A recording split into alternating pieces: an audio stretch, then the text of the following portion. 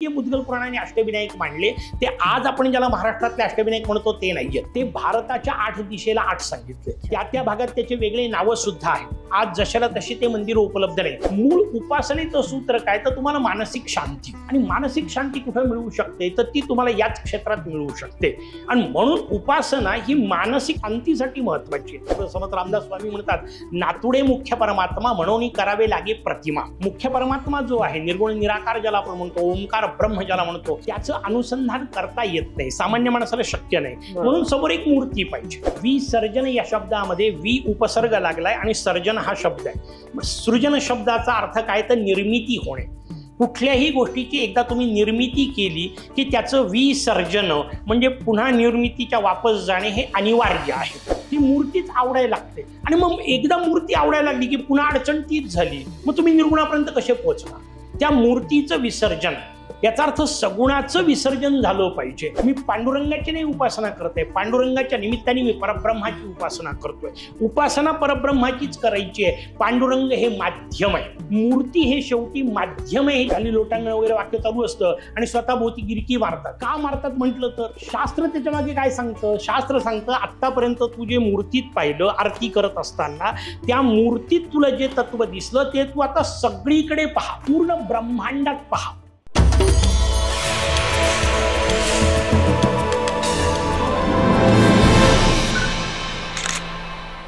गणेशोत्सवाच्या सगळ्यांना खूप खूप शुभेच्छा। आजचे आपले गेस्ट आहेत प्राध्यापक स्वानंद पुंड। वर्षानुवर्ष चालत आलेला गणेशोत्सव आपण कसा साजरा करतोय, बरोबर का चूक, कशा पद्धतीने आपण त्याची मांडणी केली पाहिजे, कशा पद्धतीने स्थापना, कशा पद्धतीने विसर्जन, त्याचे आवाहन कसं केलं पाहिजे, त्यांची उपासना कशी केली पाहिजे, या सगळ्या विषयावरती आज आपण त्यांच्याशी चर्चा करणार आहोत। चला तर मग बघूया आजच्या पॉडकास्टमध्ये ते काय बोललेत। अनुवाद वीज रसिकाच्या नव्या कोऱ्या एपिसोडमध्ये तुमच्या सगळ्यांचं स्वागत आहे। नमस्कार गुरुजी। जय गजानन। पहिला प्रश्न मला हा विचारावासा वाटतोय की गणपतीला विद्येची देवता आणि इष्टदेवता हे का म्हटलं जातं? जय गजानन। भगवान गणेश हे निर्गुण निराकार स्वरूपातलं तत्व म्हणून गणपत्य संप्रदाय त्यांच्याकडे पाहतो। आपल्या डोक्यात जी कल्पना असते की पार्वतीचा पोरगा, शंकराचा पुत्र, शिवगणांचा प्रमुख, ही कल्पना गणपत्य संप्रदायात नाही। गणपत्य संप्रदाय त्याला ओंकार ब्रह्म स्वरूपात विचार करतं। परब्रह्म परमात्मा म्हणून ज्या तत्वाचं वर्णन वेदांत तत्वज्ञानात केलं जातं त्यालाच गणेश म्हटलं जातं। भगवान गणेश इष्टदेवता आहेत, कारण त्या सगळ्या गोष्टी, इष्ट शब्दाचा अर्थ योग्य ते देणारी। देवतांच्या बाबतीतलं वैशिष्ट्य असतं, आपल्याला पाहिजे ते मागतो आपण, तशी रचना नसते। शास्त्रांनी सांगितलं इष्ट म्हणजे योग्य ते देणारी। भगवान गणेश सगळ्यांसाठी इष्ट आहेत।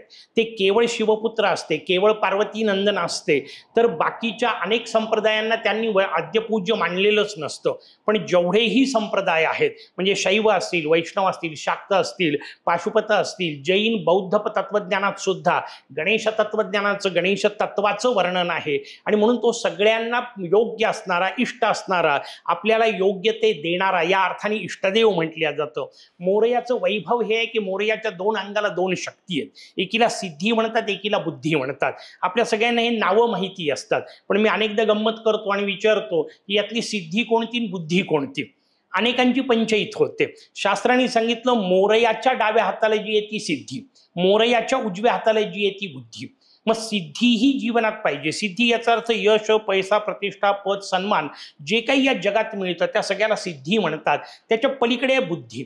या दोघींचं स्थान इतकं महत्वाचं आहे की मोरया डावीकडे सिद्धीला ठेवतो, तो म्हणतो सिद्धी पाहिजे, पण सिद्धीपेक्षा बुद्धी उजवी आहे। बरोबर। का उजवी आहे तर सिद्धीनी बुद्धी नाही मिळवता येत, बुद्धीनी तुम्ही सिद्धी प्राप्त करू शकता, आणि म्हणून बुद्धी महत्वाची आहे। आणि मोरयाच्या बाजूला सिद्धीही आहे, बुद्धीही आहे। त्याच्यामुळे इष्ट जे आपण म्हटलं की सगळ्या पाहिजे असलेल्या गोष्टी त्या मोरयाच्या कृपेने मिळतात, कारण तो सिद्धिपती आहे। आणि मोरया ज्ञान प्रदान करणार आहे, कारण तो बुद्धिपती आहे। आणि म्हणून सिद्धी आणि बुद्धी या दोन्ही गोष्टी मोरयाच्या जवळ मिळत असल्यामुळे त्यांना इष्टदेवता आणि बुद्धिदाता, विद्यादाता अशा स्वरूपात मोरयाचं चिंतन केलेलं आपल्याला सगळ्या शास्त्रात पाहायला मिळतं। सर्वसामान्य व्यक्तीने इष्ट म्हणजे नित्यरूपाने गणेशाची उपासना कशी केली पाहिजे? बिलकुल, त्यात अनेक गोष्टी सांगितल्या आहेत। पहिल्यांदा उपासनेमध्ये आपण हे सूत्र समजून घेतलं पाहिजे की उपासनेमध्ये खूप काही करण्याची गरज नसते। उपासना तुम्ही मोजकी ठरवा, तुम्हाला जेवढी शक्य आहे, जेवढा वेळ शक्य आहे। उपासनेतलं सगळ्यात महत्त्वाचं सूत्र आहे की ती अत्यंत सातत्यपूर्ण रीतीने असली पाहिजे. म्हणजे स्वामी विवेकानंदांचं एक फार सुंदर वाक्य ते मुद्दा मी आपल्याला सांगतो. स्वामीजी म्हणतात तुम्ही 50 जागी जर 2-2 फूट खोदलं तर 100 फूट खोदण्याची मेहनत होत असते, पाणी लागत नाही. बरोबर. पाणी लागण्यासाठी तुम्हाला एकाच जागी 100 फूट खोदावं लागेल. तसं तुम्ही कोणत्याही देवतेची, मोरयाचीच म्हणून नाही, सध्या आपण विषय गणेशाचा करतोय म्हणून, कोणत्याही देवतेची उपासना करत असाल तर त्या देवतेचं एक क्षेत्र निवडा, त्या देवतेचं एकच ग्रंथ निवडा, त्या देवतेचं एकच रूप निवडा, त्या देवतेचं एकच तत्व निवडा आणि त्याच गोष्टीचं, त्याच स्तोत्राचं, एखादं साधं स्तोत्र असेल, सर्वसामान्य सगळ्यांकरता गणेश उपासनेमधलं प्रणम्य शिरसादेवम सारखं स्तोत्र असेल, मग ते एक स्तोत्र निवडा. त्या स्तोत्राचे ठराविक पाठ मी रोज करीन. मग तुम्ही 5 ठरवा, 11 ठरवा, 21 ठरवा, तुम्हाला जसा वेळ असेल तसं ठरवा, पण त्याच्यापेक्षा कमी नाही झाले पाहिजे. मग मला 4 वाजता जर बाहेर पडायचं असेल तर मी 3 वाजता उठून उपासना केली पाहिजे. उपासनेतलं सातत्य ही सगळ्यात महत्वाची गोष्ट आहे. 8-10 दिवस खूप केलं आणि 11व्या दिवशी बंद पडलं, त्याचा काही उपयोग नसतो. त्याच्यामुळे कुठल्याही देवतेची नित्य उपासना करताना ही महत्वाची गोष्ट. मोरयाच्या उपासनेमध्ये काही अत्यंत महत्वाच्या गोष्टी सांगितल्या आहेत. जसं पहिली महत्वाची गोष्ट की त्या त्या देवतेच्या आवडत्या वस्तूंना आपण धारण करणे. म्हणजे जसं मोरयाला शेंदूर अत्यंत आवडतो, तर गणेश उपासना करताना शेंदूर लावल्याशिवाय मोरयाच्या समोर जायचं नसतं. गळ्यामध्ये जसं रुद्राक्षाची माळ आपल्याला माहिती आहे शैव पंथामध्ये, तुळशीची माळ आपल्याला माहिती आहे वैष्णव संप्रदायामध्ये, गाणपत्य संप्रदायात शमीची किंवा मंदाराची माळ घालण्याची पद्धत आहे. मग त्या माला धारण करणे हा दुसरा प्रकार असतो. नित्य कुठल्या तरी स्तोत्राची उपासना. मोरयाची अत्यंत प्रिय 3 गोष्टी, शमी, मंदार, दुर्वा. त्यातलं शमी मंदार सहजासहजी कदाचित सापडणार नाही किंवा वर्षभर सापडणार नाही, पण दुर्वा तुम्हाला वर्षभरही उपलब्ध आहेत. मग किमान 2 का होईना दुर्वा मोरयाला समर्पित करणे हे लहान लहान नियम आहेत, पण हे नियम ठरवून घ्यायचे आणि किमान एवढं करणार म्हणजे करणार. मग तुम्ही वाढवू किती शकता. उपासनेत, सगळ्याच उपासनेत हे सूत्र आहे. कुठलंही एक स्तोत्र निवडावं, त्या स्तोत्राचे वर्षभर, आयुष्यभर पाठ करत राहावेत. स्तोत्राची संख्या वाढवू शकता, स्तोत्र बदलायची गरज नाही. शास्त्राने सांगितलं, जसं अथर्व शीर्षाच्या फलश्रुतीत सांगितलंय, यम यम काममधीते तंतम अनेन साधयेत. तुम्हाला जे काय पाहिजे असेल ते या स्तोत्राने मिळेल. 10 वेळा बदलवायची गरज नाही. एक पक्क धरून त्याची पुनरावृत्ती, यालाच सगळ्यात महत्वाची गोष्ट उपासनेत कोणत्याही देवतेच्या आहे.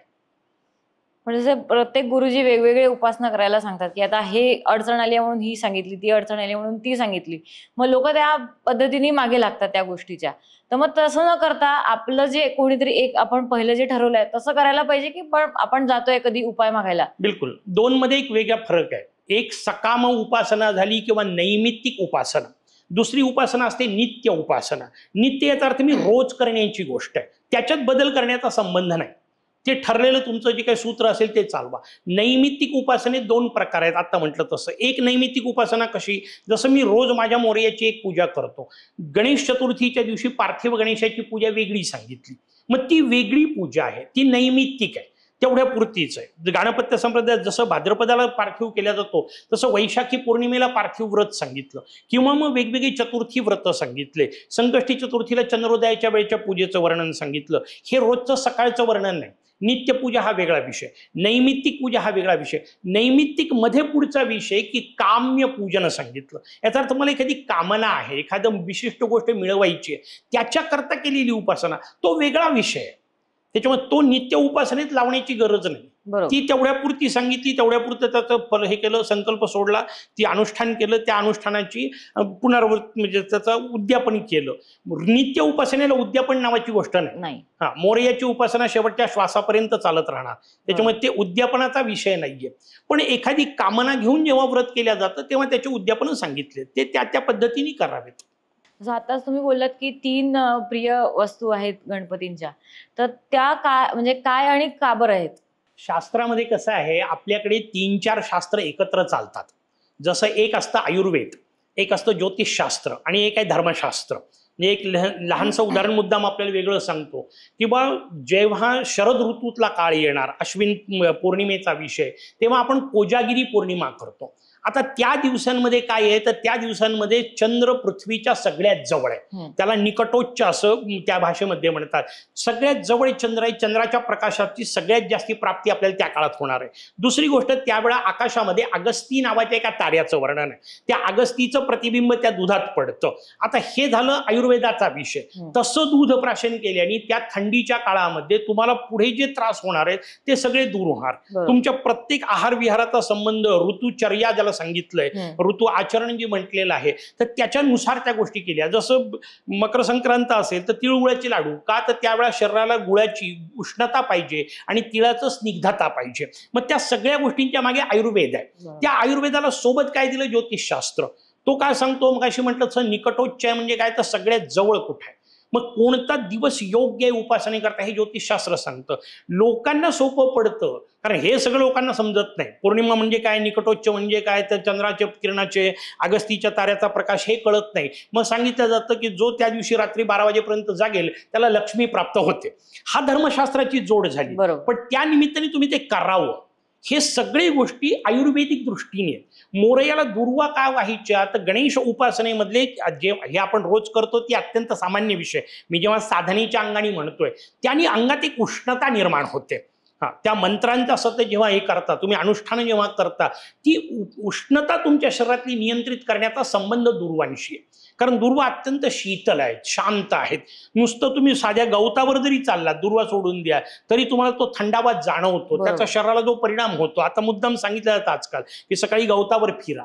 मग दुर्वा आणायकरता तुम्ही गेले, आत्तासारखी पद्धत नाहीये, मार्केटमधून विकत घेतलं, बाजारातून वाहिली, याला शास्त्राचा हिशोब नाही. मग दुर्वा आणायकरता मी जाणार, मोरया करता तोडायची म्हटलं तर मी चप्पल न घालता, बूट न घालताच तोडणार.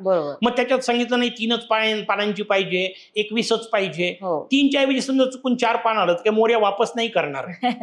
तो स्वीकारणारच आहे. ते कशा करता, तर तुम्ही तितका वेळ निदान तिथं थांबा. हा त्यातला महत्वाचा विषय. आणि दुर्वा शब्दाचा शास्त्रीय आध्यात्मिक अर्थ पुन्हा वेगळा आहे की जी दुःखांना दूर करते तिला दुर्वा असं म्हणतात. मग जिथे जिथे आपली वृत्ती अडकली, ज्याच्यामुळे आपल्याला दुःख होतं, शास्त्रकारांनी एक मजेदार अशी त्याची चढ सांगितला, उतरंड सांगितली वेगळ्या पद्धतीने, की पहिल्यांदा सगळ्या दुःखाला कारणीभूत काय, तर 6 रिपू, मद, काम, क्रोध, मद, मोह, मत्सर, यांना षड्रिपू असं म्हणतात. षड्रिपूंच्या मागे गेल्यानंतर हे षड्रिपू कुठून आले, तर प्रपंचातून आले. प्रपंच शब्दाचा शास्त्रकारांनी दिलेला अर्थ आहे 5 5 म्हणजे पंच ज्ञानेंद्रिय, पंच कर्मेंद्रिय, पंच तन्मात्रा, पंच महाभूत, पंच प्राण, या सगळ्यांनी मिळून प्रपंच असं म्हटलं, कारण 5 5. त्याच्या मागे काय आहे, तर शास्त्रकार सांगतात त्याच्या मागे अंतःकरण चतुष्ट आहे, मन, बुद्धी, चित्त, अहंकार, म्हणजे 4चा विषय आला. त्याच्या मागे काय, तर त्रिगुणाचा विषय, सत्व रजत तम. त्याच्या मागे द्वैताचा विषय आला, माया आणि परमात्मा या अर्थाने. आणि त्याच्या पलीकडे अद्वैत. आता ही 6 5 4 3 2 1 ही झाली 21ची रचना. या 21ही जागी असलेलं मन भगवंताला समर्पित करणे आणि त्या दुःखातून दूर होणे, त्याला दुर्वा वाहणे असं म्हणतात. जसं आपण आता दुर्वांबद्दल बोललो की आपण दुर्वा वाहिले पाहिजे गणपतीला, तसं तुळस का वाहू नये? शास्त्रांनी मी आता म्हटलं तसं या सगळ्याच्या मागे आयुर्वेदिक विचार आहेत. इतर सगळ्या देवतांना तुळशी प्रिय आहे, पण आपल्याकडे भारतीय संस्कृतीने काही देवतांना काही गोष्टी नको म्हणूनच सांगितलं. जसं दुर्वा मोरयाला अत्यंत प्रिय असतील, पण जे देवीचे उग्र स्वरूप आहेत त्यांना दुर्वा व्हायची पद्धत नाही. तुम्ही लक्ष्मीला वाहू शकता, सरस्वतीला वाहू शकता, पण पार्वतीशी संबंधित उग्र स्वरूपातले महाकाली सारखे जे रूप आहेत त्यांना दुर्वा व्हायची नसते, कारण तिथं शांत करायचंच नाहीये. बरोबर.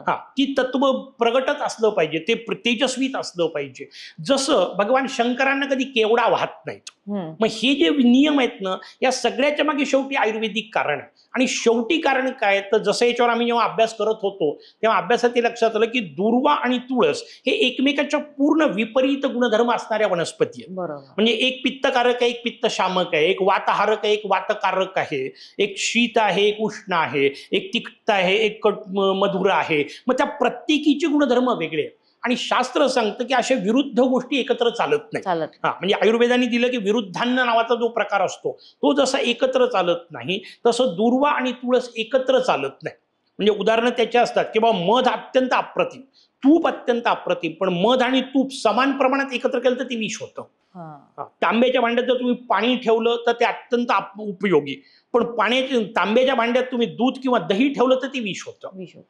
दोन्ही गोष्टी चांगल्या पण एकत्र चालत नाही. तसं तुळसही अप्रतिम आहे, दुर्वाही अप्रतिम आहे, पण तुळस आणि दुर्वा एकत्र चालत नाही आणि मोरयाला दुर्वाशिवाय होत नाही, म्हणून तुळस चालत नाही. त्याच्या मागचा आयुर्वेदिक विषय आपल्याला समजून घेता येऊ शकतो. आपल्या महाराष्ट्रात अष्टविनायक आहेत, तर त्याचं काय महत्व आहे? अष्टविनायक ही कल्पना मुळात सांगितली मुद्गल पुराणाने.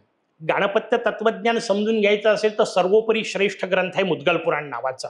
महर्षी मुद्गलांनी राजा दक्ष प्रजापतीला जेव्हा त्याचं मस्तक कापलं गेलं आणि त्याच्यानंतर त्याला अजमस्तक म्हणजे बोकडाचं मस्तक बसवण्यात आलं, त्यानंतर त्याची आत्मबुद्धी गेली.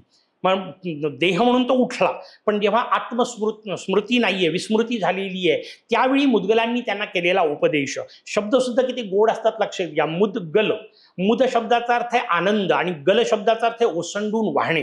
ज्यांच्या प्रत्येक कृतीतून आतला आनंद ओसंडून वाहतो, मग तो आपल्याला प्राप्त होणार आहे ओसंडून वाहत असल्यामुळे. मग तसं ते मुद्गल पुराण आपल्या समोर सांगितलं. मुद्गल पुराणामध्ये 9 खंडांची रचना आहे. वेगवेगळे विभाग ज्याला आपण म्हणतो, अध्याय, आपण त्यातमध्ये वेगवेगळे अध्याय असतात. त्या 9 खंडांपैकी 8 खंडांमध्ये 8 विनायकांचे चरित्र दिले. अर्थात यांनी जे मुद्गल पुराणाने अष्टविनायक मांडले ते आज आपण ज्याला महाराष्ट्रातले अष्टविनायक म्हणतो ते नाहीयेत. ते भारताच्या 8 दिशेला 8 सांगितले. हा, म्हणजे वक्रतुंड, एकदंत, महोदर, गजानन, लंबोदर, विकट, विघ्नराज, धूम्रवर्ण असे त्यांचे 8 नावं सांगितलेले. ते भारताच्या 8 दिशेला 8 आहेत. इतकं आध्यात्मिक पद्धतीचं चिंतन त्याच्यामध्ये आहे की त्या 8 खंडातल्या नुसत्या राक्षसांचे नावं ऐकले तर तुम्हाला लक्षात येईल की किती वेगळं आहे. पहिल्या खंडामध्ये आहे मत्सरासूर, दुसऱ्यात आहे मदासूर, तिसऱ्यात आहे लोभासूर, चौथ्यात आहे कामासूर. अशा प्रकारे एक एक करत आपले विकार तिथं राक्षस रूपात मांडले आणि मग त्या विकारांवर आपल्या विनायकाचं चिंतन. आता ते सध्याच्याही काळात भारताच्या 8 दिशेला आटणारे असणारे हे 8 ठिकाणं, यांची यात्रा सहज सोपी नाहीये. म्हणजे सगळे सुविधा झालेल्या असताना सुद्धा. पण ही जागा लोकांना माहितीये का? या सगळ्या 8 जागात नाही. त्यातलं कसं आहे की अनेक जागी ते माहीतच नाही. त्या भागात त्याचे वेगळे नावं सुद्धा आहेत. आज जशाला तशी ते मंदिरं उपलब्ध नाही, कारण त्यातले 5 मंदिरं समुद्र किनारी आहेत. म्हणजे पहिलं मैसूरला सांगितलं, मद्रासच्या जवळ असणारं, दुसरं आपल्याला तंजावरच्या जवळ सांगितलं, तिसरं धनुषकोटीच्या जवळ सांगितलं, कालडी जिथं भगवान शंकराचार्यांचं जन्मस्थान तिथे चौथं सांगितलं. आपल्याला आपल्या भाग्याने महाराष्ट्रात असणारं 5वं स्थान म्हणजे लंबोदर स्थान, ज्याला आपण गणपतीपुळे म्हणतो, या द्वारदेवता असल्यासारख्या आहेत. त्याच्यामुळे त्या समुद्राकडे तोंड करून असलेले त्यांचे मंदिर आहे. जणू काही तिथं रक्षण करण्याकरता ते अष्टविनायक भारताचे आहेत. अडचणी काय झाल्या की या खालच्या मंदिरांची निश्चित सांगता यासाठी येत नाही की सगळे सुनामीचे प्रांत आहेत. अनेक वेळा हजारो वर्षात ते मंदिर उद्ध्वस्त झाले, मूर्ती उचलून कुठेतरी दुसरीकडे ठेवली, तिथे त्याला वेगळं नाव काहीतरी आहे. त्याच्यामुळे ते अनेकदा जशाल तसे सापडत नाही. आणि उरलेले 3 हिमालयात सांगितले. एक ज्योतिर्मठाच्या जवळ सांगितलं, एक शंकराचार्यांच्या टेकडीजवळ सांगितलं आणि एक तिबेटची राजधानी ल्हासा जिथं आहे त्याच्याजवळ, पण ते स्थान मिळत नाही सध्या. त्याच्यामुळे उरलेले 7 आपल्याला माहिती आहेत, त्यातल्या त्यात 8 स्थानांची माहिती नाही. म्हणून म्हटलं की ही यात्रा अत्यंत कठीण आहे. मग करायचं काय? त्यातल्या त्यात यात्रेचा विषय आला आणि मग सगळ्यात श्रेष्ठ स्थान गणेशाचं कोणतं? तर मोरगाव. मग मोरगावला गृहीत धरून 8 ठिकाणं जवळपासचे आणि मग असे 8 ठिकाणं निवडण्यात आले की ज्याला प्राचीनतम इतिहास आहे. म्हणजे मग वेगवेगळ्या देवतांनी तिथे उपासना केलेली आहे. जसं शंकरांनी उपासना केली रांजणगाव आहे, विष्णूंनी उपासना केली सिद्धटेक आहे, ब्रह्मदेवांनी उपासना केली थेऊर आहे, जगदंबेनी उपासना केली लेण्याद्री आहे. असे मग 8 ठिकाणं जे मोरगावच्या आसपास आहेत आणि ज्याची यात्रा सहज शक्य आहे, त्याच्यातून त्यांना अष्टविनायक यात्रा म्हणण्याची पद्धत पडली. आता तर ते इतकं सगळीकडे की विदर्भातले अष्टविनायक म्हणून तुम्हाला वेगळे 8 पाहायला मिळतात. काही हरकत नाही, अगदी गावागावातले सुद्धा 8 असावेत. त्या निमित्ताने मोरयाचं चिंतन व्हावं ते जास्त महत्वाचं आहे. बरोबर. तर नव्या पिढीला गणपती कसा म्हणजे समजावून सांगाल तुम्ही? कोणत्याही पिढीमध्ये जसं म्हटलं की उपासनेचं मूळ सूत्र काय आहे, तर तुम्हाला मानसिक शांती. आपण जे म्हटलं की ते अगदी खरं आहे की काही गोष्टी लागल्यानंतर कुठंतरी समस्या आली, कुठेतरी अडचण आली व्यवहारात, आपण भगवंताच्या मागे लागतो. याच्यासाठी खरं तर उपासना सांगितलेली नाहीये. व्यवहार हा व्यवहाराच्या पद्धतीने चालवायचा असतो. त्याच्यातले संकट जे काय ते व्यावहारिक पद्धतीने, मागे अधिष्ठान म्हणून तुम्ही जरूर भगवंताला शरण जाऊ शकता. मूळ उपासनेचं सूत्र काय, तर तुम्हाला मानसिक शांती सुरुवातीचा विषय, नंतर ते आध्यात्मिक त्याच्यातले भाग नंतरची घेऊ. पण मानसिक शांती, आणि मानसिक शांती कुठे मिळू शकते, तर ती तुम्हाला याच क्षेत्रात मिळू शकते. आणि म्हणून उपासना ही मानसिक शांतीसाठी महत्वाची आहे. संकट सगळ्यांवर आलेत, देवता सुद्धा संकटातून सुटलेल्या नाही. बरोबर. संकट न यावेत यासाठी उपासना नसते, आलेल्या संकटाला शांतपणे समोर जावं यासाठी उपासना असते. मग माझे व्यवहारातले जे प्रयत्न चालू आहेत त्या प्रयत्नाच्या मागे आध्यात्मिक अधिष्ठान उभं करणे ही उपासनेची मूळ भूमिका आहे. आणि त्याच्यामुळे कोणत्याही पिढीतल्या माणसाला ती मानसिक शांती पाहिजेच आहे. म्हणजे आज आपण सगळ्या व्यावहारिक गोष्टी पाहतोय, वाटेल तेवढ्या सुविधा झाल्या, पण त्यानंतर जी शांती पाहिजे ती कुठे आहे? वेग वाढतोय, आपण गती आणि प्रगतीमध्ये गडबड करतोय. आपली गती वाढत चालली आहे, प्रगती नाही होत आहे. ती गती कुठल्या तरी दिशेने असली पाहिजे.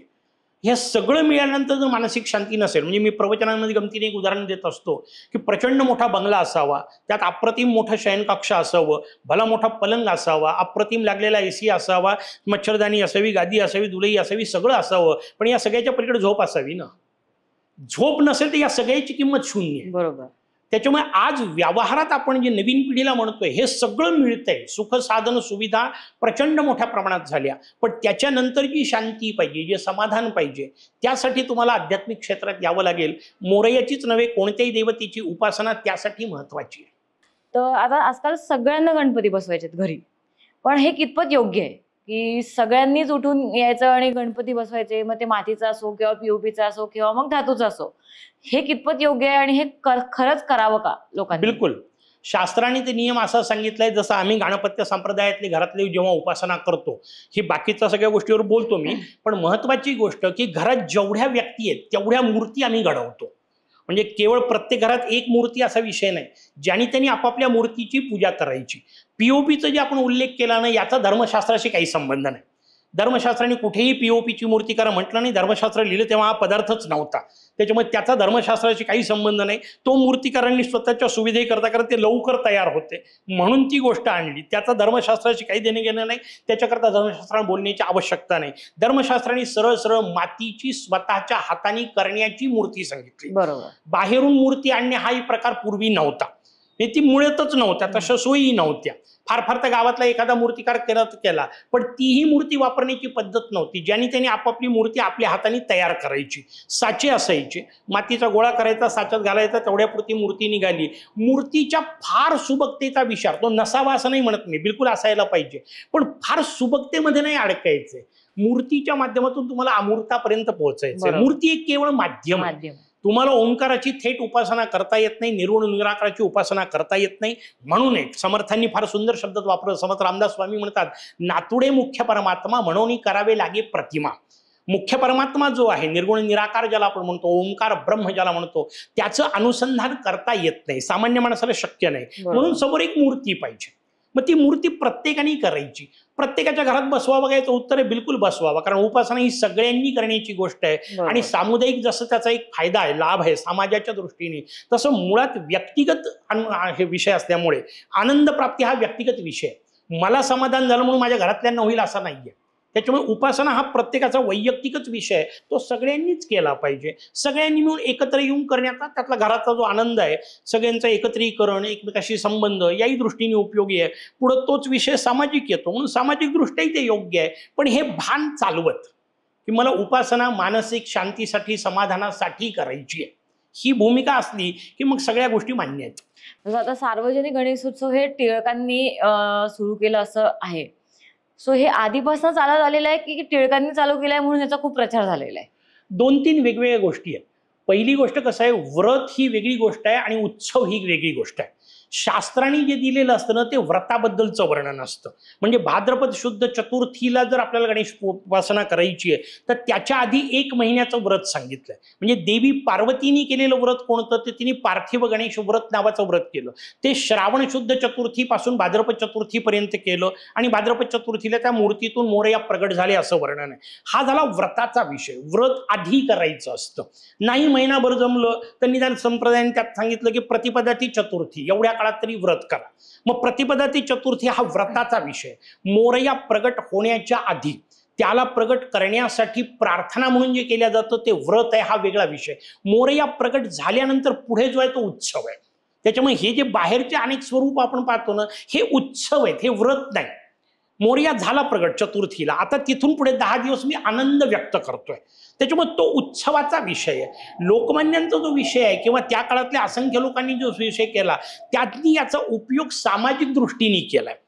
कारण भारतीय संस्कृती किंवा भारतीय माणूस हा मुळात धर्मप्रधान आहे. त्याला धार्मिकता त्याचा आवडीचा विषय, त्याच्या मुळात रक्तात भिनलेला विषय. आणि मग त्याचा उपयोग तुम्हाला सामाजिक अंगाने कसा करून घेता येईल. ते म्हणतात अरे 10 दिवस लोक एकत्र येत आहेत, घरचे सगळे लोक एकत्र येत आहेत, त्या निमित्ताने आपल्या घरातले लोक जर एकत्र आले तर अशा अनेक घरातले एकत्र आपल्याला करता येतील. आणि मग समाज म्हणून त्याचं एकत्रीकरण या दृष्टीने लोकमान्यांनी त्यांना सार्वजनिक स्वरूप दिलं. घराघरात होताच, म्हणजे असं नाही की टिळकांनी नवीन 10 दिवसाचं सुरू केलं. उत्सव प्रकार घराघरात होता.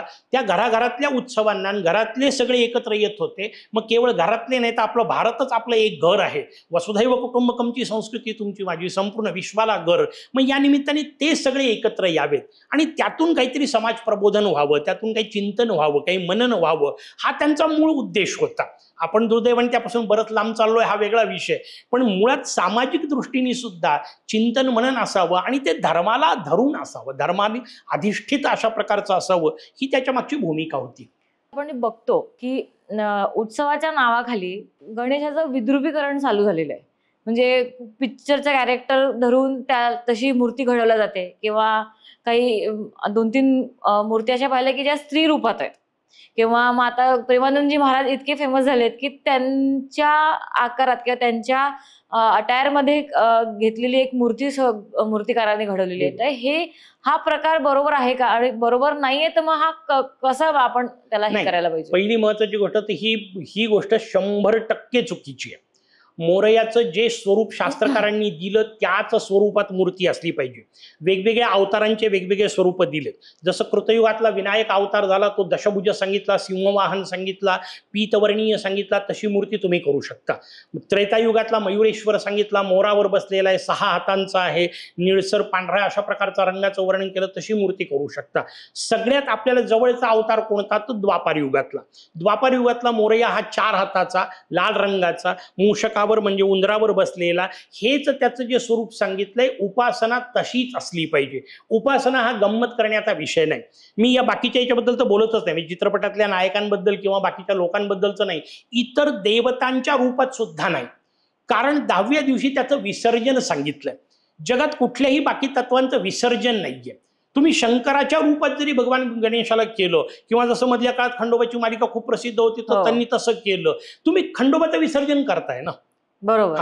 हे विसर्जन कुठं सांगितलंय? शास्त्रकारांनी वर्णनच केलेलं नाही. आणि त्याच्यामुळे मोरयाची उपासना करत असताना प्रसन्न आणि शांत भाव असले पाहिजे. स्त्री रूपातला जो विषय तो फक्त काही जागी वैनायकी नावाचा प्रकार शास्त्रांनी सांगितलाय, पण त्याची अशा पद्धतीने उपासना करायला सांगितलेली नाही.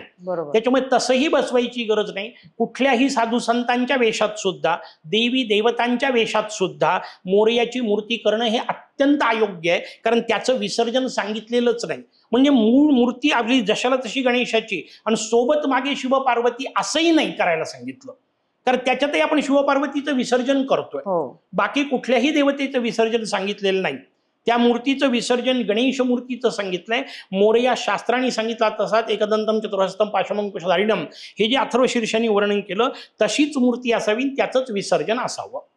तर 10 दिवस गणपती बसणार आणि 10 दिवसानंतर त्याचं विसर्जन करायचंय. तर ही विसर्जनाची संकल्पना कुठून आली आणि का असते? बिलकुल, भारतीय संस्कृतीने सांगितलेल्या प्रत्येक गोष्टीच्या मागे अत्यंत श्रेष्ठ अशा प्रकारचा विचार आहे. विसर्जन या शब्दामध्ये वि उपसर्ग लागलाय आणि सर्जन हा शब्द आहे. सृजन शब्दाचा अर्थ काय तर निर्मिती होणे. कुठल्याही गोष्टीची एकदा तुम्ही निर्मिती केली की त्याचं विसर्जन म्हणजे पुन्हा निर्मितीच्या वापस जाणे हे अनिवार्य आहे. एखादी गोष्ट तयार झाल्यानंतर ती पुन्हा फुटणे आणि मूळ स्वरूपामध्ये, जसं घटाचं उदाहरण आपण घेतलं की मातीपासून घडा तयार झाला, मग मातीपासून घडा तयार होणे हे सर्जन आहे. कधी ना कधीतरी त्याची पुन्हा माती होणे हे विसर्जन आहे. तसं भगवंतापासून निर्माण होत होत आपण या देहापर्यंत येऊन पोहोचलो. या देहाला पुन्हा भगवंतापर्यंत वापस न्यायचंय, ही मूळ कल्पना. मूर्तीचं विसर्जन का, तर त्याचं उत्तर शास्त्रकारांनी सांगितलं. मगाशी जसं मी आपल्याला म्हटलं की उपासना निर्गुण निराकाराची करायची सोय नाहीये, आपल्याला सामान्यतः जमत नाही. मग काय करा, तर मग त्या मूर्तीच्या निमित्ताने अभ्यास करा, मूर्तीच्या निमित्ताने चिंतन करा. पण अडचण ही होते की मगाशी जसं म्हटलं की फार सुंदरची गरज नाही. त्याच्यामागचं जे कारण आहे की त्या मूर्तीच्या प्रेमात तुम्ही पडता. ती मूर्तीच आवडायला लागते. आणि मग एकदा मूर्ती आवडायला लागली की पुन्हा अडचण तीच झाली. मग तुम्ही निर्गुणापर्यंत कसे पोहोचणार? त्या मूर्तीचं विसर्जन, याचा अर्थ सगुणाचं विसर्जन झालं पाहिजे. आणि मग सगुण तत्व कोणतं? तर पृथ्वी तत्व. कारण शेवटी सगळ्यात येत येत कुठं आलो आपण? पृथ्वीपाशी. मग पृथ्वीवर 4 प्रकारचे देह, त्यातला आपला जरायुज प्रकारचा देह. मग मला पृथ्वीचं विसर्जन करायचंय. विसर्जन हे आधीच्या तत्वात होणार. जसं गड्याचं म्हटलं, गडा फुटल्यानंतर काय होणार? माती होणार. मातीचं पुढे काय होणार? त्याचं उत्तर आहे ती जलतत्वात. कारण जलतत्वातून पृथ्वी तत्वाची निर्मिती झाली. मग ती जलतत्वामध्ये विसर्जित करणे, जलतत्व वायू अग्नितत्वामध्ये, अग्नितत्व वायुतत्वात, वायुतत्व आकाश तत्वात, हा आध्यात्मिक विषय. याला परतीचा प्रवास म्हणतात. हे जसं अथर्व शीर्षाने आपल्याला सर्वम जगदन तोही प्रत्येती, त्याचे 2 प्रकारे अर्थ आहेत. प्रत्येती याचा अर्थ तुझ्या ठिकाणी ही प्रत्ययाला येतं, जाणवतं. जसं पडलेली दोरी असेल तर आपल्याला साप दिसतो, तसं मुळात मोरयाचं आहे. मोरया कळत नाही म्हणून बाकीचं सगळं जाणवतं. हा आध्यात्मिक विषय, केवळ उल्लेख म्हणून आपल्या समोर सांगतो. हा जसा एक विषय आहे, तसा दुसरा विषय की त्या मूर्तीमध्ये मग अशी म्हटलं तसं अडकलं नाही पाहिजे. एक सर्जन वापस जायचंय. म्हणजे काय? प्रत्येतीचा दुसरा अर्थ, हे सगळं तुझ्याकडे परत येत आहे. आणि मग तिथली रचना तुम्ही पहा. निर्माण होताना पहिले आकाश झालं, मग आकाशातून वायुतत्व आलं, वायुतत्वातून तेजतत्व आलं, तेजतत्वातून जलतत्व, जलातून पृथ्वी. वापस जाताना ही रचना उलटी असणार आहे. आणि मग अथर्वशीर्ष वर्णन करताना त्वम भूमीर आपो नलो नीलो नभाः, मग त्वम चत्वारी वाक्पदानी त्वम गुणत्रयातीतः करत ते गुणांपर्यंत गेले. गुणाच्या मागे मूळ मायेवर गेले, तिथून पुढे परमात्म्यापर्यंत. हा परतीचा जो प्रवास आहे ना, याला विसर्जन म्हणतात. त्याचं ते प्रतीक आहे की मोरयाची मूर्ती जलात विसर्जित करायची, पृथ्वी तत्व जलतत्वात विसर्जित करणे, हा त्याच्या मागचा मूळ विषय. आता आपल्याला समजून घेण्यापुरता आणखीन त्याचा एक वेगळा अर्थ लावता येतो की पृथ्वी तत्व याचा अर्थ हे शरीर आपलं पार्थिव आहे. पृथ्वी तत्वाचं प्राधान्य आहे. 5ही तत्व आहेत. पण याच्या पलीकडचं तत्व कोणतं? तर मनाचा विषय. म्हणजे शरीराच्या पलीकडचा आनंद कोणता? तर शरीराने मिळणारे आनंद हे शारीरिक आनंद आहे, पण त्याच्या पलीकडे मानसिक आनंद आहे, त्याच्या पलीकडे बौद्धिक आनंद आहे. मग जी गोष्ट शरीराने मिळते ती फक्त पार्थिव आहे. त्या पार्थिवाचं विसर्जन मला जलतत्वात मनापर्यंत जाता आलं पाहिजे. मानसिक आनंद घेता आले पाहिजे. प्रत्यक्ष आनंदाची गरज नाही. मी उदाहरण देताना गमतीने सांगत असतो की मी एखाद्या खेळामध्ये जिंकलो तर हा माझा शारीरिक आनंद झाला, कारण माझं शरीर जिंकलं या अर्थाने. पण मी जेव्हा माझ्या एखाद्या नातेवाईकासोबत किंवा नातवंडांसोबत शेजार पाजारच्या खेळतो आणि त्यांना जिंकू देतो, आता वास्तविक मी हारलोय, बरोबर, पण हारल्यावरही मला आनंद आहे, कारण आता हा आनंद मानसिक आनंद आहे, बरोबर, हा शारीरिक नाही. नाही. हरण्या न हरण्याचा प्रश्न नाही. मी त्याच्या जिंकण्यात त्याला जो आनंद होतो त्या आनंदात मी आनंदी. मग हे मानसिक आनंदापर्यंत आपण पोहोचलो पाहिजे. तिथून पुढे बौद्धिक आनंद. एखादी गोष्ट वाचली, समजली, त्या समजण्याचा आनंद, बौद्धिक आनंद, आणि त्याच्या पलीकडे बुद्धिपतीचा आनंद. त्याच्यामुळे विसर्जन ही अशाही वेगवेगळ्या पद्धतीने समजून घ्यायची गोष्ट आहे. जसं आता आपण विसर्जनाबद्दल बोललो, तर आणि अजून एक विषय झाला आपला की सगुणाकडनं आपल्याला निर्गुणाकडे जायचंय.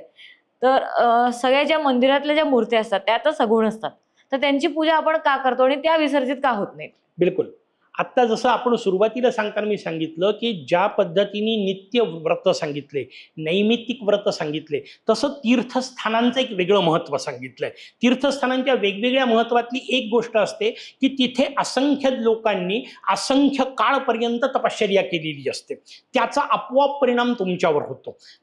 केवळ मंदिर ही केवळ एक वास्तू नाहीये, केवळ एक इमारत नाहीये. इमारतीतल्या इमारतीत सुद्धा आहे. मी गमतीने प्रवचनात सांगताना सांगतो, आपल्याला मुद्दाम सांगतो की समजा एखाद्या गावात त्यातल्या त्यात नवीन वस्ती तयार केलेलं जे गाव असेल आणि जे 10-15 वर्ष तरी निदान झाले असतील, त्या गावात सगळ्या इमारती एकाच वेळा उभ्या केल्यात. पुनर्वसित गाव आपण ज्याला म्हणतो, सगळ्या वास्तू एकाच वेळा उभ्या केल्या.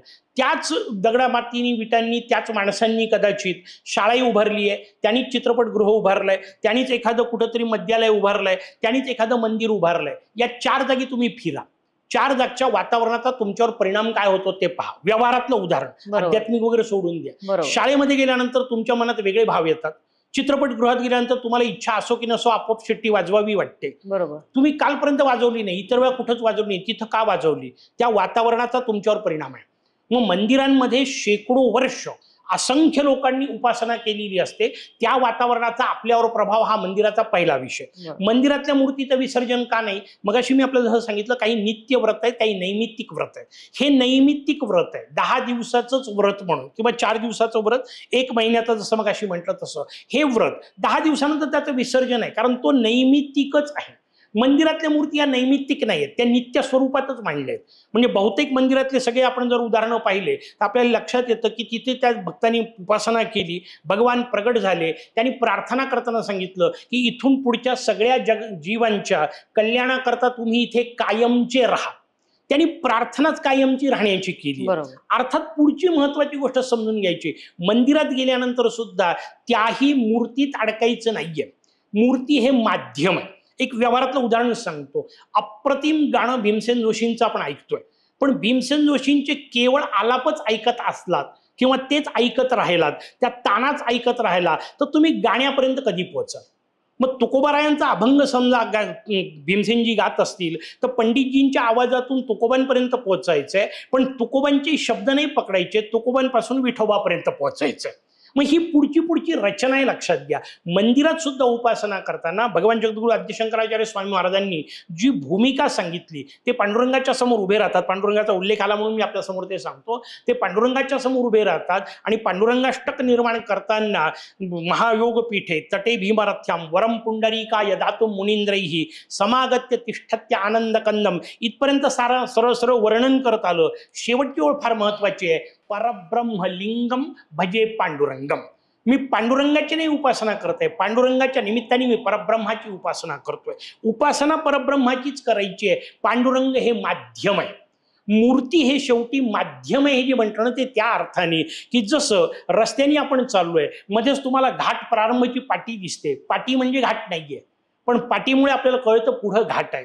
तसं त्या मूर्तीच्या माध्यमातून पुढच्या तत्वापर्यंत पोहोचण्यासाठी मूर्ती हे माध्यम आहे. मूर्ती माध्यम म्हणून सोडायची आहे, म्हणून तर आपल्याकडे तीर्थयात्रा सांगितली. जरी एका मंदिरामध्ये तरी सगळीकडे का फिर, किंवा आपल्याकडे आपण जे सहज गोष्ट करतो, अनेकांना त्याच्यामागची भूमिका माहीत नसते की आरती झाल्यानंतर स्वतःच्याच भोवती गोल फिरतात. तोंडाने इकडं घाली लोटांगण वगैरे वाक्य चालू असतं आणि स्वतः भोवती गिरकी मारतात. का मारतात म्हटलं तर हा प्रश्न विचारला, समोरचे म्हणतात नाही तो फिरला हा फिरला हा फिरला म्हणून तो फिरला. बरोबर. शास्त्र त्याच्या मागे काय सांगतं? शास्त्र सांगतं आतापर्यंत तू जे मूर्तीत पाहिलं आरती करत असताना, त्या मूर्तीत तुला जे तत्व दिसलं ते तू आता सगळीकडे पहा, पूर्ण ब्रह्मांडात पहा. सगळीकडे तोच भरलेला आहे, तो काय फक्त मूर्तीत नाहीये. म्हणजे नामदेव महाराजांच्या कथेतलं वर्णन आहे. नामदेव महाराजांना स्वतः पांडुरंग सांगतात की तू तीर्थयात्रेला जा. आता नामदेव महाराजांशी स्वतः पांडुरंग बोलतायत, आता तीर्थयात्रेला जाऊन काय मिळवायचं? नामदेव महाराज म्हणतात तुझे पावलं सोडून कुठं जाऊ? पांडुरंग सांगतात माझे पावलं नाही, ते जगात कोणाची पावलं आहेत? माझेच पावलं आहेत सगळीकडे. तुला जो मूर्तीत दिसत होता तो आता चराचरात दिसला पाहिजे, सर्वत्र दिसला पाहिजे. त्याच्याकरता ती गोल फिरण्याची पद्धत आहे की आतापर्यंत मी मूर्तीत पाहिलं, आता मला सगळीकडे तेच मोरया तत्व दिसतंय, म्हणून त्याच्यानंतर प्रदक्षिणा मारणे. तर ते मूर्तीचा तो विषय आहे. आणि मगाशी म्हटलं तसं की तिथं अनेकांनी केलेल्या अनुष्ठानाचे लाभ आपल्याला मिळतात, ते तरंग आपल्याला फायद्याचे ठरतात. त्या तरंगांकरता मंदिरात जायचंय. म्हणून मंदिरात जाताना म्हणूनच त्या बाकीच्या सगळ्या गोष्टी की त्या पावित्र्याचे तरंग आपल्याला पाहिजे असेल तर आपण तितक्याच पवित्रपणेच गेलो पाहिजे. कुठंतरी काहीतरी खाऊन कसंही गेलं नाही. म्हणजे आता हे दुर्दैवाने आपल्याला पाहायला मिळतं की मंदिरांच्या बाहेर बोर्ड लावायची वेळ येते, कोणत्या प्रकारचे कपडे घालावेत, कोणत्या प्रकारचे घालू नये. असे जेव्हा बोर्ड लावायचे, तुम्हाला एकाने विचारलं हे लावणं बरोबर आहे का? म्हणजे हे लावायची वेळ येणं हेच वाईट आहे. गरज काय आहे याची? बरोबर आहे. तुम्ही कुठं जाताना कसं जायचं याचं काही भान असलं पाहिजे. व्यवहारात आपण पाळत नाही का? कुठल्याही व्यवहारातल्या कुठल्याही इंटरव्ह्यूला जाताना तुम्ही लेंगा घालून जाल का? नाही. कधीतरी शक्य आहे का? नाही. हा, तुम्ही स्विमिंगला जाताना स्विमिंगच्या पद्धतीचे कपडे घालणार, रनिंगला जाताना रनिंगच्या पद्धतीचे कपडे घालणार. तो ट्रॅक सूट घालून तुम्ही लग्न समारंभात नाही जाऊ शकत. गेलं तर काय बिघडणार आहे? पण कधीतरी जाईल का? मग मंदिरात जाताना मंदिराच्या पावित्र्यानेच गेलो पाहिजे. मग तिथे जाऊन तुम्ही उपासनाच केली पाहिजे. आता हे जे दुर्दैवानी प्रकार आलाय की मंदिरात मोर्या कोणतं ते लक्ष नाही, पहिले सेल्फी काढायची असते, हे अत्यंत अयोग्य आहे. याला शास्त्रदृष्ट्या कुठेही स्थान नाही, नसलं पाहिजे. आपण 85 ग्रंथ रचले आहेत आणि त्यातले 50 फक्त गणेशावरच लिहिलेले आहेत, तर त्यावर थोडी माहिती सांगाल का? आणि 51वा ग्रंथ आता येण्यात आहे असं तुम्ही सांगितलं, तर तो कधी येणार आहे? बिलकुल. पहिली महत्वाची गोष्ट तर एक वाक्य मुद्दाम आपल्या माहिती करता सांगतो की एकूण हे तत्वज्ञान किती व्यापक आहे. गणेश या 3 अक्षरावर रोजाना 3 तास 12 वर्ष विवेचन करता येतं असं अत्यंत सार्थ रीतीने सांगू शकणारे आमचे परमपूज्य पिताश्री आणि आध्यात्मिक अर्थाने श्री गुरु, कारण लौकिक अर्थाने ते पिता होते, आध्यात्मिक अर्थाने श्री गुरु. त्यांनी त्यांच्या संपूर्ण 81 वर्षाच्या आयुष्यात केवळ गणेशावरच चिंतन केलं. मग ते सगळं चिंतन त्यांनी जे आम्हाला दिलं ते शब्दबद्ध करण्याची आज्ञा दिली. मग त्याच्यानुसार आम्ही त्यांच्या समोर 2000 साली त्यांनी देह ठेवला, पण त्याच्या आधी त्यांच्या समोर एक योजना केली की आपण एक गणेश तत्वज्ञान लोकांच्या समोर आणायचंय, ग्रंथ स्वरूपात आणायचंय. कशा स्वरूपात असायचं तर आम्ही एक 10 टप्पे केले किंवा या 10 विषयांवर आपण 10 ग्रंथ करू. पहिल्यांदा विषय होता एक एकत्रित ग्रंथ करायचा साकल्यात्मक, आणि त्या साकल्यात्मक ग्रंथात पण नंतर लक्षात आलं की तो 1000-1500 पानांच्या वर होईल. मग एवढं कोण घेणार, कोण वाचणार? मग त्याचं आपण एक काम करू, 100-100 पानांचे 10 ग्रंथ करू, असं म्हणून आम्ही 10ची रचना केली. मला सांगायचं वैशिष्ट्य हे आहे की ती रचना पूर्ण होईपर्यंत त्या 10च्या ऐवजी ते 21 ग्रंथ झाले. एकाच लेखकाने एकाच विषयावर लिहिलेले सर्वाधिक ग्रंथ म्हणून लिम्का बुक ऑफ रेकॉर्डनी त्याची नोंद घेतली. केवळ गणेश या विषयावरचे 21 ग्रंथ. एवढ्यानी संपत नाही. त्याच्यामध्ये एक मुद्गल पुराण जे मगाशी मी आपल्याला म्हटलं त्याचा उल्लेख 4-5 वेळा आला आणि मग लोकांनी सांगितलं आम्हाला मूळ मुद्गल पुराण वाचायचंय, ते समजून घ्यायचंय. मूळ पुराण संस्कृतमध्ये असतात. 23,000च्या वर श्लोकांची रचना आहे. एवढं सगळं मराठीत आणून कधी करणार? मग त्याच्यानंतर जेव्हा खूप आग्रह झाला तेव्हा आपण ती दुसरी योजना घेतली की ज्याच्यात मुद्गल पुराणाच्या 9 खंडांवर 9 ग्रंथ घेतले.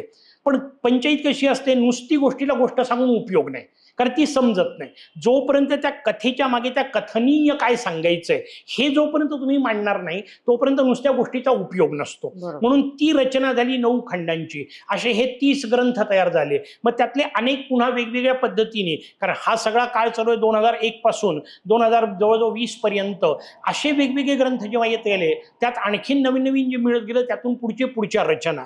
मग त्यातला काही भाग निवडून आता जसं आपण 51वा ग्रंथ म्हटला, सध्या पुण्यनगरी नावाच्या वृत्तपत्रामध्ये ती मालिका चालू आहे की वेगवेगळ्या देवतांनी गेलेली गणेश उपासना.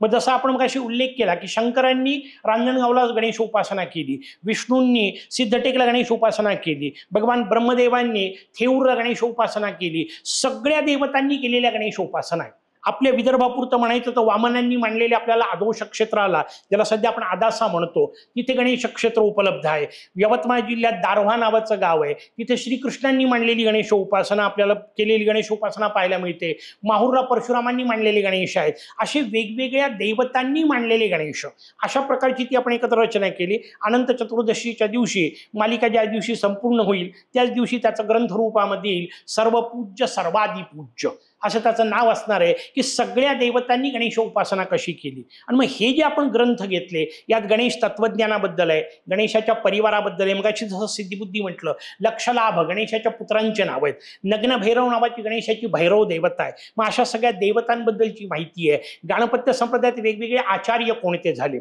मग पहिल्या याच्या आचार्यांपासून गणकाचार्य म्हणून त्यांचं वर्णन आहे. मग गणकाचार्यांपासून तर अगदी आमच्या गुरु महाराजांपर्यंत परमपूज्य हिरंबराज महाराज. कारण सध्या कसं आहे, महाराष्ट्रामध्ये 2 परंपरा आहेत गाणपत्य संप्रदायाच्या. एक मोरगावची योगींद्र मठ परंपरा म्हटल्या जातं, ज्याच्यात अलीकडच्या काळातल्या 3 आचार्यांचं म्हणजे गणेश योगींद्राचार्य, अंकुशधारी महाराज आणि हिरंबराज महाराज अशी परंपरा आहे. दुसरी परंपरा आपल्याला चिंचवडला पाहायला मिळते, मोरया गोसावी महाराजांची परंपरा. एकाच परंपरेमध्ये 7 समाधी पुरुष झालेत. सगळ्यांच्या समाधी आपल्याला चिंचवडला पाहायला मिळतात एकत्र. हे दोन्ही परंपरा आहेत. तर त्यातल्या गाणपत्य संप्रदायाची जी योगींद्र मठाची परंपरा, त्या परंपरेशी संबंधित अनेक ग्रंथ आपण लिहिले. मग गणेशावर ग्रंथ कोणते आहेत? मग मुद्गल पुराणात असं वेगळं वर्णन केलं, गणेश पुराण कसं आहे, गणेश गीता कशी आहे, गणेश सहस्रनाम कसं आहे, अशा वेगवेगळ्या विषयावरचे ग्रंथ. मग आरती संग्रह, स्तोत्र संग्रह. गाणपत्य संप्रदायाचं वैशिष्ट्य आहे आचमनापासून विसर्जनापर्यंत फक्त गणेश मंत्र, बाकी कोणत्याही देवता, त्यात अपमानाचा विषय नाही. पण एकाच वेळी सगळ्याच देवांचे वर्णन करायची गरज नसते. आपण जसं मंडपामध्ये मोरया बसवतो आणि समयुगी 28 विटेवर उभा म्हणून विठ्ठलाची आरती म्हणतो, आवश्यकता नाही. चूक आहे अशातलाही भाग नाही. पण मोरयाच्या समोर मोरयाची उपासना. आता जसं गणेशोत्सवाचा काळ येणार आपल्याला सगळीकडे माहिती आहे, सगळीकडे सरसकट सत्यनारायण केल्या जातात. मोरयाच्या समोर सत्यनारायण करण्याची गरजच नाहीये. सत्यनारायण महत्वाचा नाही असं नाही, त्याचं सगळं वेगळं मूल्य, त्याच्याबद्दलचा प्रश्न नाही. मोरयाच्या समोर करायचं तर सत्यविनायक करा, कारण त्याचे व्रत दिलेले आहेत. त्या देवतेसमोर त्या देवतेची उपासना असली पाहिजे, ही त्याच्या मागची भूमिका. मग तसे व्रत आपण सांगितले, आरत्या, स्तोत्र, अष्टक. मग अशी म्हटलं तसं दिनक्रम, सकाळच्या भोपाळीपासून संध्याकाळच्या शेजारतीपर्यंत केवळ गणेश परंपरा कशी आहे, व्रतांचे वैशिष्ट्य, व्रतावली म्हणून चैत्र शुद्ध प्रतिपदेपासून फाल्गुनापर्यंत गणेशाचे व्रत कोणकोणते आहेत. जसं 5 गणेश जन्मोत्सव आहेत, आपल्याला ऐकून धक्का बसतो. की अरे एकच माहिती आहे, भाद्रपदातला माहिती आहे, काहींना तर ऐकून माघातला माहिती आहे. 2 गणेश जन्म कसे? बरं, गंमत अशी की ना भाद्रपदात ना माघात आपण जी कथा ऐकतो ना, पार्वतीने अंगावरचा मळ काढला आणि त्याचा पुतळा केला, ती ना भाद्रपदाची कथा आहे ना माघाची कथा आहे, ती कार्तिक शुद्ध चतुर्थीची कथा आहे. तो उमांग मलज नावाचा अवतार सांगितला, तसा ज्येष्ठ चतुर्थीला सांगितला शेषात्मज अवतार, वैशाखी पौर्णिमेला सांगितला पुष्टीपती अवतार, हे वेगवेगळे अवतार सांगितले. मग अशा अवतारांच्या कथा अशा पद्धतीत ते 21 ग्रंथ आले. आणि मग अशी म्हटलं तसं की त्यातल्या अनेकांचं पुनर्प्रकाशन करताना आणखीन त्यात जो अभ्यास झाला त्यातून वाढवलं. मग काही हिंदीत नेले, काही मराठीत वेगवेगळ्या पद्धतीने त्यातला एक एक भाग घेऊन त्याच्यावर काढले. अशा प्रकारचे वेगवेगळे ते 50 ग्रंथ निघालेले आहेत. आता 51 समोर देतोय. जसं आता आपण मगाशी बोललोत की वेगवेगळ्या ठिकाणी आपण मूर्तीपूजन करतो आणि त्या मूर्त्या पुरातन काळापासून आलेल्या त्या तिथेच आहेत, पण काही जसं मुघलांच्या आक्रमणानंतर त्या इकडून तिकडे हलवल्या गेल्या आहेत, तर तसं झालेल्या मूर्तींचं काय होतं? नाही, पहिली महत्वाची गोष्ट व्यवस्थित समजून घ्या. मग अशी मी आपल्याला सुरुवातीला सांगितलं होतं की मंदिरात का जायचं, तर तिथे झालेल्या अनुष्ठानासाठी. मूर्ती पुन्हा महत्वाची नाहीये, मूर्ती हे माध्यम आहे. मूर्तीच्या पलीकडेच आपल्याला पोहोचायचंय. प्राचीन काळात अनेक मूर्ती आपल्याला अशा पाहायला मिळतील की नुसताच ओबडधोबड एक शेंदूर लावलाय, नुसता काहीच नाही, तिथं दिसतही नाही. मोरया त्याला का म्हणायचं? तुम्ही गणपतीपुळेला गेले तरी तसंच पाहायला मिळेल. अगदी कसब्यामध्ये शिवछत्रपती स्वामींनी महाराजांनी मारलेला मोरया सुद्धा नुसताच पाषाण आहे. राजूर म्हणून गाव आहे, राज सदन त्याचं मूळ नाव. तिथे भगवान महाराज वरेण्यांनी गणेशाला विचारली आणि तिथे गणेश गीता सांगितली, वर्णन आहे, नुसतंच पाषाण आहे. का? तर हेच म्हटलं तसं की आक्रमणाचा काळ होता, आक्रमणात मूर्ती हलवल्या जात होत्या. म्हणून मी मगाशी म्हटलं तसं मूर्तीचं नाहीये महत्व, त्या स्थानाचं आहे. स्थानावरच्या मूर्ती अनेकदा बदलल्या असतील. म्हणजे आत्ता मगाशी जी मी सहज बोलताना बोललो की आपल्या इथं दारव्याला श्रीकृष्णांनी मांडलेलं स्थान आहे, मग लोक मंदिरात जातात. अहो, मंदिर इतकं पुरातन नाहीये, मूर्ती एवढी पुरातन नाहीये, तुम्ही हे स्थान कसं म्हणता? म्हटलं स्थान आहे सांगितलं मी, ही मूर्ती कृष्णाने मांडली आहे नाही म्हटलं. हे स्थान कृष्ण निर्मित असतं. मूर्त्या अनेकदा बदलतात, त्याला इलाज नव्हता. जशी जशी परंपरा बदलते, जशी जशी रचना बदलते, तशा त्या मूर्ती अनेकदा फोडल्या जातात, तोडल्या जातात, काही वेळा त्या नष्ट होतात, पुन्हा नवीन मांडल्या जातात. स्थान महत्वाचं असतं, त्याच्यामुळे त्या स्थानाचं महत्व आहे. उपासना स्थानाची असते.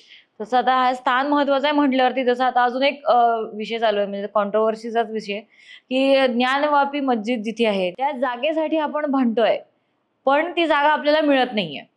तर अशा वेळेला काय केलं पाहिजे? नाही, पुन्हा म्हटलं तसं की त्याची राजकीय बाजू हा पूर्ण वेगळा विषय, सामाजिक बाजू हा पूर्ण वेगळा विषय.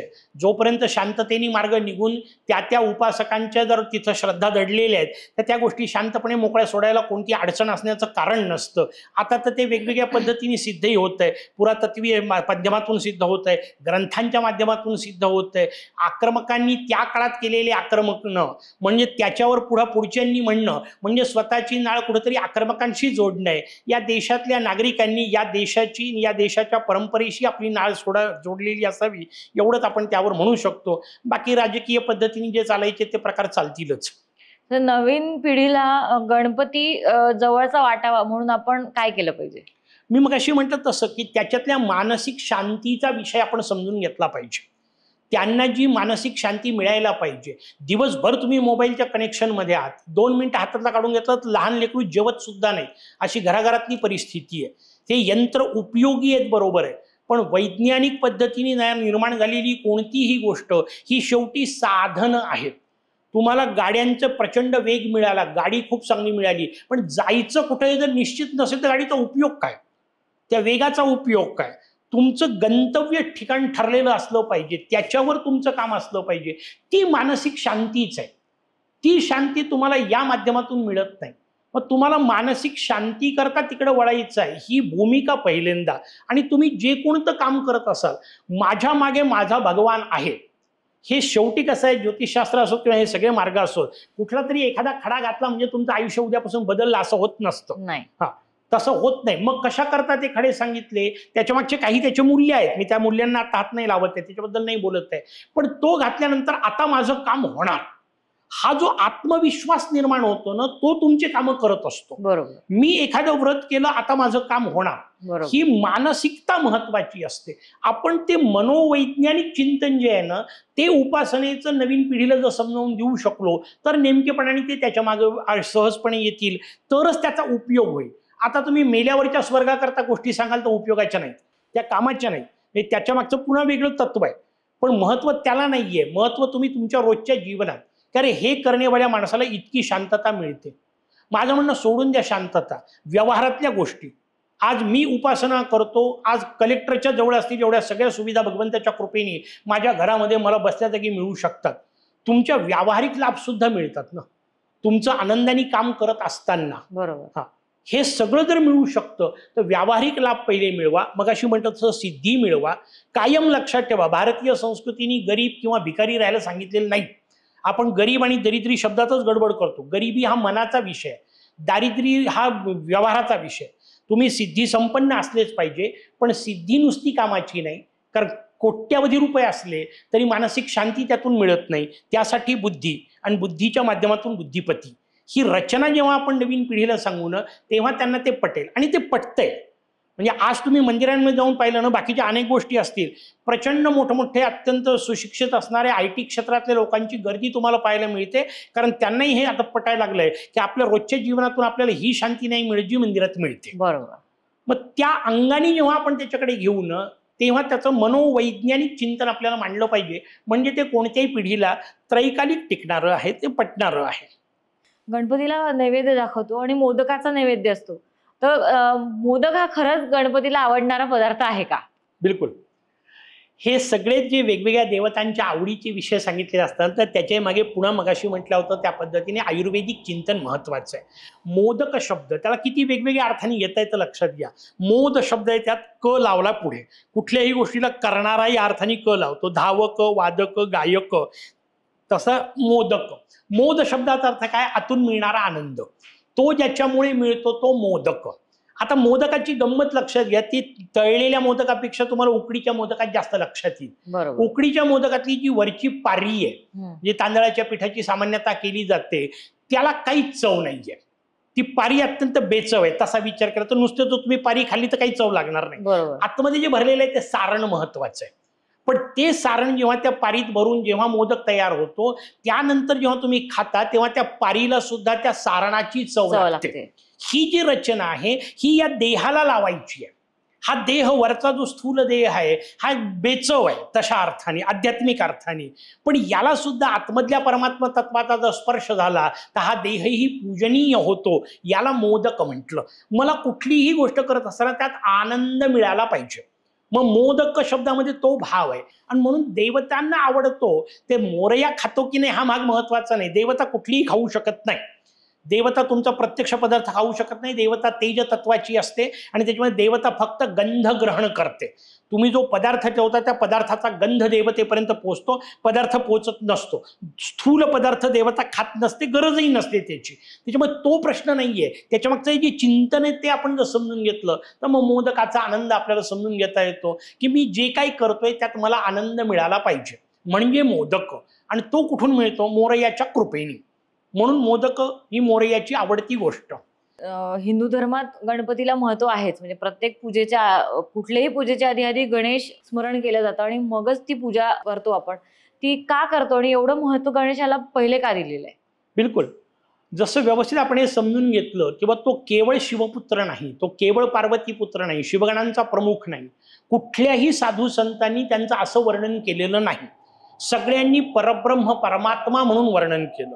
आणि मग ते आद्य पूजन कोणाचं? तर ते आद्य पूजन त्या ओंकार तत्वाचं आहे. म्हणजे जसं माऊली शब्द वापरते, ओम नमोजी आद्या वेद प्रतिपाद्या जय जय स्वसंवेद्या आत्मरूपा. ते त्या आत्मरूप असणाऱ्या, स्वसंवेद्य असणाऱ्या ओंकार ब्रह्माचं चिंतन आहे. आणि मग तो ओंकार ब्रह्म, ओंकाराचं मग अशी म्हणत असं निर्गुणाचं चिंतन तर होत नाही. मग त्यातल्या त्यात जवळची मूर्ती कोणती? माऊली म्हणते देवा तूची गणेशू. तू गणेश मूर्तीच्या निमित्ताने त्या ओंकार तत्वाची. आणि मग भारतीय संस्कृती सांगते तसं पहिलं पूजन हे परब्रह्म परमात्मा तत्वाचं, म्हणून मोरयाचं पूजन. मग ते मग अशी म्हटलं तसं सगळ्याच संप्रदायात आहे. कारण ते शिवपुत्राचं पूजन नाहीये, ते ओंकार ब्रह्माचं पूजन आहे. कुठलीही मूर्ती स्थापना केली किंवा कुठलंही आपलं व्रत आपण सुचवलं की एक आरती म्हणण्याची पद्धत असते. तर बरेचदा असं होतं की आपण चुकीचे शब्द म्हटलं जातो. तर ते चुकीचे शब्द का म्हटले जातात आणि ते म्हटल्या गेल्याने काही अपाय होत असतो का? हां, 2-3 गोष्टी आहेत. पहिली महत्वाची गोष्ट की मुळात आरती का आली? तर आरती या शब्दाचा मूळ पूजेतल्या षोडशोपचारात संबंध नाही, तिथे निरांजन शब्दाचा विषय आहे, निरांजन ओवाळावीतपर्यंत आहे. मग आरती का आली? तर आरती नावाची कुठली उपासनेतली गोष्ट नाही, कारण आरत्या आपण ज्या म्हणतो त्या सगळ्या मराठीत आहे, पूजा सगळ्या संस्कृतमध्ये लिहिलेल्या आहेत. मग मराठी आरती का आली? तर त्याचं उत्तर आहे मगाशी जसं म्हटलं, पूर्ण पूजन झालं, मोर्याचं स्नान झालं, मोर्याला नाना प्रकारचे अलंकार चढवले, हा वस्त्र चढवले, सगळ्या प्रकारच्या पुष्पमाला घालन केल्या, शमी मंदार दुर्वा अर्पण केली, आता ती कमालीची सुंदर मूर्ती दिसतीये. मग आता त्या मूर्तीच्या सौंदर्याचं केलेलं आकलन किंवा ते समजून घेणे, त्याचं दर्शन, मग ती आर्तपणे ओवाळायची. त्यातला आरती शब्दामध्ये आर्तता हा भाव आहे, भाव निर्माणपूर्वक, भावपूर्ण मी पाहतोय, कसा दिसतोय माझा मोरया, रत्न खचित फरा, तुझं गौरी कुमारा, चंदनाची उटी, कुंकुम केशरा, सगळं जे लावलेलं आहे, वाहिलेलं आहे, ते सगळं पाहत पाहत, लंबोदर पितांबर फणीवर बंधना, की तू लंबोदर आहेस, पितांबर कसलेला आहेस, त्या रूपाचं वर्णन आहे आरतीमध्ये. मग ते रूप डोळ्यात साठवायचं, मग ते वेगवेगळ्या सौंदर्यपूर्ण शब्दांनी साठवलं. आता जो शब्दांचा चुकीचा विषय म्हटला त्याचं मागचं कारण भूतेच आहे, माणसं नको तितके आत्मविश्वासी असतात आणि त्याच्यामुळे मी म्हणतोय ते बरोबर असं ठासून म्हणण्याची प्रवृत्ती असते, नाही सांगितले. जसं याच आरतीचा उल्लेख म्हणून गंमत सांगतो आपल्याला, सुख करता दुःखार्ता वार्ता विघ्नाची, इथं थांबतात. बरं, नुसते थांबतात नाही, आपल्याला संगीतातलं फार कळतं म्हणून हो वार्ता विघ्नाची, हो वार्ता विघ्नाची असं पुन्हा म्हणतात. पुढची ओळ वेगळी म्हणतात, नुरवी पूर्वी प्रेम कृपा जयाची. आता गंमत अशी आहे की तुम्ही जिथे थांबला त्याला शास्त्राच्या दृष्टीने यती असं म्हणतात. यती म्हणजे थांबणे. यती शब्द अर्थ संन्याशी, ज्याला कुठं थांबायचं तो कळलं, या अर्थाने संन्याशी. यती व्यवहारातही वापरला जातो. जिथे थांबला तिथं वाक्य संपलं की नाही, बरोबर. मग तू सुख करता दुःखार्ता वार्ता विघ्नाची, इथेच जर तुम्ही थांबाल तर एवढ्या वाक्याचा अर्थ काय झाला? त्याचा अर्थ विचित्र तयार होतो. तू सुख करताय, तू दुःख करताय, ही विघ्नाची वार्ता आहे. बापरे. बरं, नसेल तर हो वार्ता विघ्नाची, हो वार्ता विघ्नाची, आणखीन त्याला आपण भयानक पद्धतीने सांगतो. पुढच्या ओळीत आणखीन पंचायत करतो, नुरवी पुरवी प्रेम कृपा जयाची, की ज्याची प्रेम कृपा, प्रेम उरुई देत नाही पुरवी देत नाही. म्हणजे काय? तर तो शब्द कुठे तोडायचा हे कळलं पाहिजे. हा, समर्थांनी आरती लिहिताना काय सांगितलं? सुख करता दुःखार्ता वार्ता विघ्नाची नुरवी, तिथे थांबा. की तू सुख करतायस, तू दुःख हरताय, तू विघ्नाची वार्ता न उरवी. नुरवी म्हणजे न उरवी. तू एकदा तुझी कृपा आली की विघ्नाची वार्ता उरत नाही. पुरवी प्रेम कृपा जयाची, वेगळं वाक्य आहे, पण ते आपण अनेकदा एकत्र करतो, चुकीचे शब्द वापरतो. त्याचा अपाय जो म्हटला तो एवढ्या करता नाही की अपायांचा विषय जो आहे तो मंत्रशास्त्रापुरता आहे. त्याच्यामुळे आरतीतला एखादा शब्द चुकीचा म्हटल्याने फार मोठं काही संकट येतं अशातला भाग नाही, पण समजून घ्यायला पाहिजे, ही तर वस्तुस्थिती आहे. कारण तरच त्यातले नेमके अर्थही कळतील, तरच त्यातला नेमका अर्थतेचा भाव येईल आणि तरच त्या आरतीचा उपयोग होऊ शकेल. कारण आरती ही उपासनेचं माध्यम आहे, त्या दृष्टीने ती पाहिली तर ती योग्य म्हटल्या गेलीच पाहिजे, प्रश्नच नाही.